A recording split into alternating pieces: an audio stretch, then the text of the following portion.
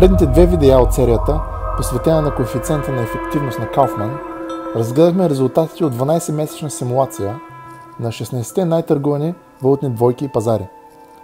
Достигнахме до изводи относно това, кои пазари са по-податливи на стратегии за пробив и кои на стратегии за връщане към средните стойности. Ако не сте гледали видеята, това е най-вероятно, защото не сте абонат на канала. Съветвам ги да ги гледате, оставям връзка на екрана. В днешното видео ще построим елементарен робот, чиято функция е не да генерира печалба, както при работещи стратегии, а да тества пазарите на един дъх, като в крайните резултати се надяваме да открием сходство с тези от предишното проучване. Това ще ни доведе една стъпка по-близо до целта ни. А крайната ни цел е да подберем само няколко пазара, показващи позитивни резултати, с идеята да построим бъдещи стратегии специфично за тях. Нека се захващаме за работа.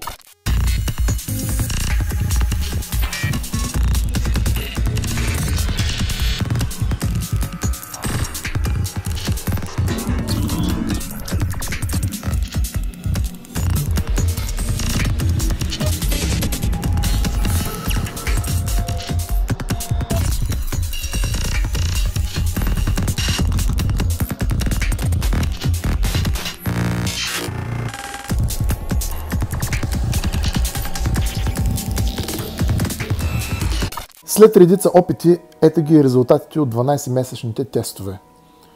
Пазарите, показващи сходни резултати с тези от коефициента на Кауфман, не Кауфланд, определено са US 500 или S&P 500, американски долар, японска йена, NASDAQ и Dow Jones. Тоест главно индекси и някои валутни двойки, склонни към пробив, най-вече на високи времеви рамки, дневна 4 часова, а някои на едночасова. При завръщане към средните стойности най-добри резултати получих от австралийски долар, новозеландски долар и това не е изненадващо. Също така американски долар, канадски долар показа добър резултат с допустими плаващи загуби.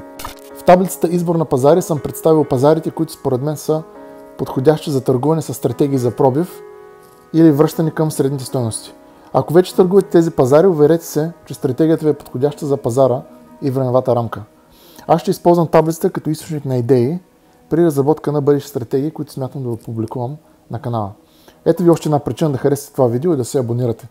В следващото видео ще разгледаме как точно функционира робота и какви други методи може да използвате, за да направите подобни тестове. За нетърпеливите, особено за тези, които не са абонирани, можете да свалите робота още днес съвсем безплатно при едно условие. Последвайте връзката в описанието, което ще ви накара най-после да се абонирате преди да свалите файла. До скоро и успешна търговия!